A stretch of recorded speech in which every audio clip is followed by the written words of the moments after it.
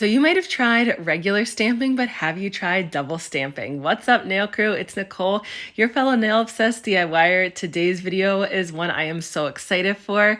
I saw this technique that was done by Maniology over on their YouTube channel, and I have been wanting to try it since then. It is a technique where you double stamp two images. So we are going to do that over our dip mani today. The color that I'm using is called Floorgasm from OG Dip Powder. It's this gorgeous minty green. I saw a couple articles about how minty green is the color of spring 2024. So I thought, oh, I have been wanting to use this one. I am definitely busting it out.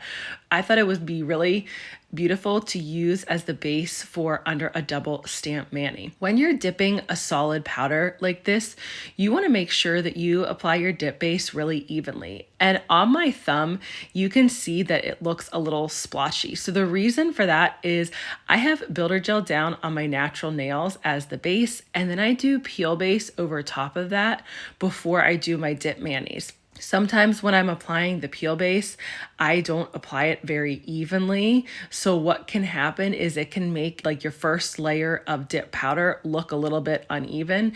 And what I try to remember to do is I try to remember to apply my first layer of dip base evenly. I do a layer of dip base over the peel base before I even go and dip my nails. That's to try to keep that first layer as even as possible.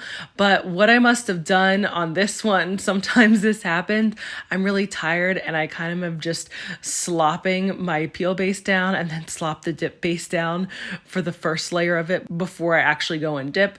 I do it a little bit messy, and that's why you can see my thumb is a little bit less even than the other ones. It's a little bit splotchy. It's actually not the dip at all. It is me doing my peel base and then dip base underneath that a bit uneven. So I ended up with my thumb having to do 3 layers of the color, which I rarely do. It made it a little bit thicker than I normally like, but I really didn't want the color to look uneven. I wanted it to look nice and even like my other nails. Since I have the base of builder gel down on my natural nails, I build an apex with the builder gel so that I don't have to with my dip powders. For my dip powders, I typically only do 2 layers of dip, minus that thumb that we just talked about that I messed up. So you only see me doing 2 layers of the color and then 1 layer of clear on the rest of my nails. If you don't have a base of builder gel down or you don't want to use gels, you can absolutely build an apex with dip powder. I would recommend doing it with clear dip powder instead of doing it with the color dip. So clear dip powder is going to be your thinnest dip powder since it doesn't have any kind of pigment, shimmers, anything. It has nothing in it. It's just the clear dip powder. So when you build your apex with that, you're going to be able to keep your nails thinner and they won't get quite as bulky. And what I mean by building an apex is that your first layer of dip will be about halfway up your nail, and it'll basically just be the little strip from the tip of your nail halfway up. Then the second dip is going to be from the tip of your nail, covering a little bit more of the nail and being about 3/4 the way up. And then you can do a third dip of clear if you like to have a nice apex and do it about a little bit past 3/4 the way so that your 2 layers of dip color will be the full nail, and then you top it with clear. I know that everybody doesn't top their manis with clear dip powder, but for me, it's an absolute must. If you're like me and you like to really make sure your nails are buffed smoothly, then doing that last dip of clear dip powder is going to make sure that you don't mess up your color, your glitter, flakes, foils, shimmers, whatever kind of dip powder you're using. You won't mess that up when you activate and then buff and shape it. So you'll always see me doing clear when I'm using dip liquids. If you use really nice liquids that you can apply thinly and you keep all your layers thin, the extra layer of clear dip powder on top is not going to make your nails super thick. That is only if you would apply your dip liquids really thick and maybe use a clear that's not high quality, that's like a little bit thicker and not quite as clear. So when you're using clear dip powder as your last dip, you really want to be careful that you pick one that is crystal clear. I'm really picky about my clear dip powder because if I'm doing all this work to make my nails look nice, my clear dip powder better be crystal clear.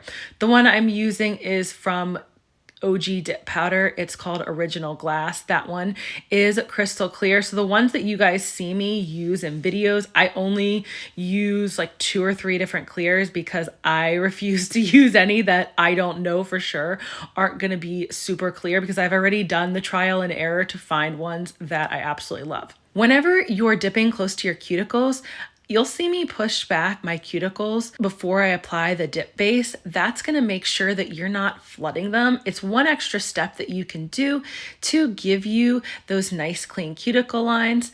And then you want to trace around each dip whenever it's near your cuticles or your sidewalls. You can trace around it with an orange wood stick like I use in this video, or you can use a pointy nail tool. Some people like the metal pointy nail tools better. They just find they get better precision with it. It just really depends on what your preference is. You can also use a toothpick as well. And then once you finish with all your dip layers, brushing off all the excess in between each layer, including the clear, then you can go through and apply your activator. And once the activator hardens the dip nails, you can tap on them and you'll see that they're really hard and they're ready to shape and file. I did all my shaping and buffing and filing off camera, so we can jump right into the stamping and doing this really, really fun double stamp. I'm using stamping polish from Uber Chic, both the black and the white, and my stamping plate is from What's Up Nails. I'll make sure I link everything in the description. I always do that in case I don't say it. This way I don't have to like stop during the video and interrupt our fun that we're having. So if you're ever wondering what I'm using, it's always going to be in the description. So we are going to start by trying to do this double stamp. And what a double stamp is you're going to stamp one larger image and then stamp a second image so that the larger image is in the background of the smaller stamped image. So I went and was trying to do the checkerboard and the triangle. And what I made a huge mistake at first was I kept using white and trying to figure out, why isn't this showing up? Why does everything look white? And I did it, I think like 3 times until I realized, oh my gosh, Nicole, what are you doing?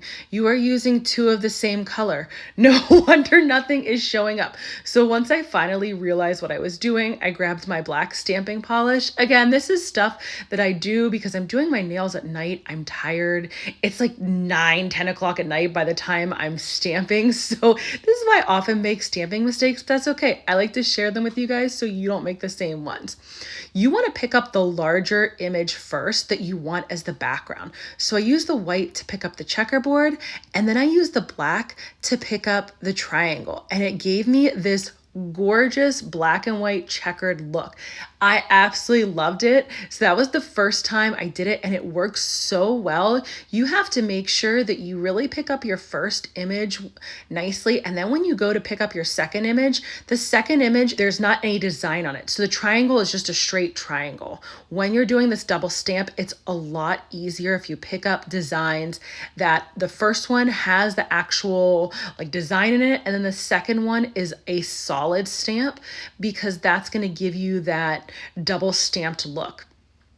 And I was going through and I decided to do a bunch of different designs here, all using the triangle. I was going to go back and forth, like flipping my triangle upside down and then, you know, the skinny point at the top.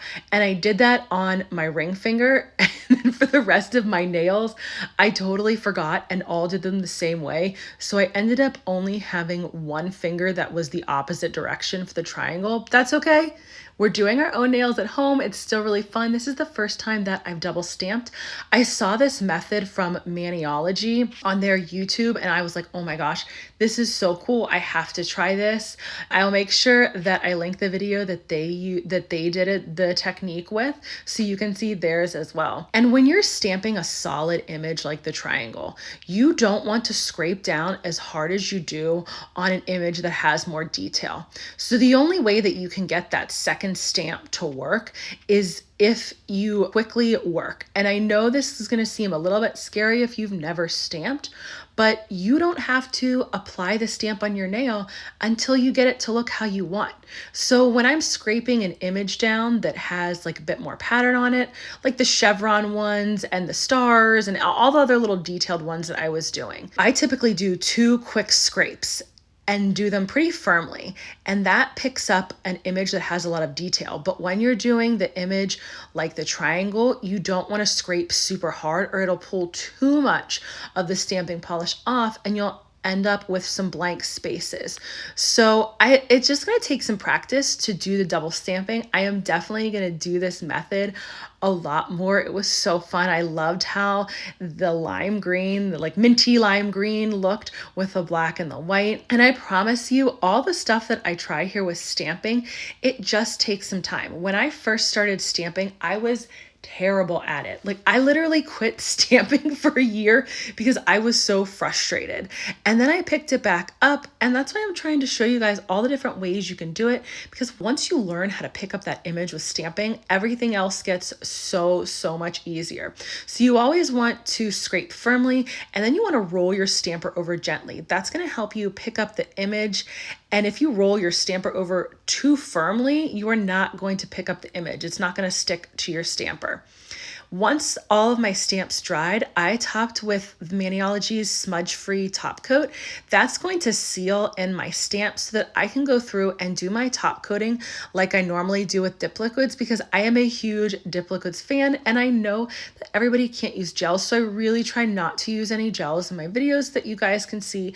It is absolutely doable to use all dip liquids when you're stamping. I've done this method of topping stamps with dip liquids quite a few times now, and I've done it with 2 different brands, so I know that the method works really well. You want to make sure that once you do that smudge-free top coat, you let it totally dry, and make sure you cap your edges of your nails as well.